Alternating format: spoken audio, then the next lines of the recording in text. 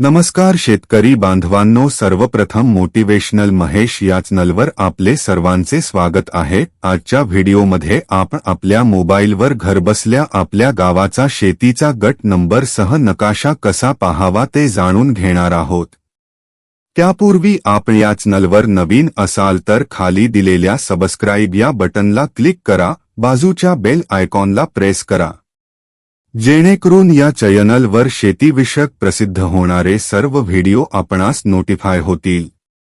आपण आपल्या मोबाईलमध्ये गुगल या सर्च इंजिनला इथे आपल्याला भूनक्षा असे सर्च करायचे आहे।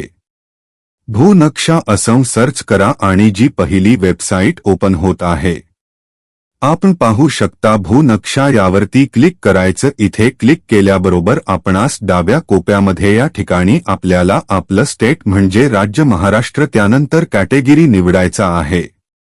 रूरल ते तसेच ठेवा, त्यानंतर डिस्ट्रिक्ट जिल्हा निवडायचा आहे।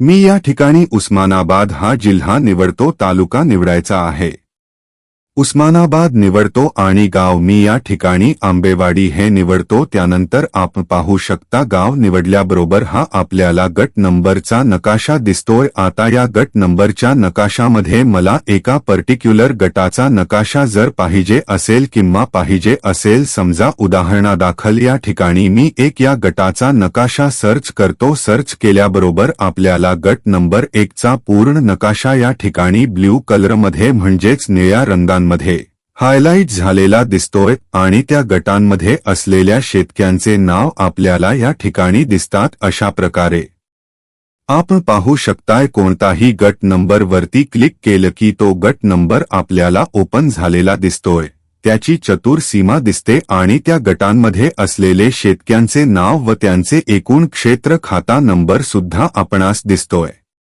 अशा प्रकारे जर आपल्याला याची प्रिंट हवी असेल तर आपण या ठिकाणी प्रिंट सुद्धा काढून घेऊ शकता। त्या गावाची नकाशाची या ठिकाणी 3 डॉट दिसते, इथे क्लिक करून आपण पूर्ण हा गावाचा नकाशा प्रिंट काढून घेऊ शकतो।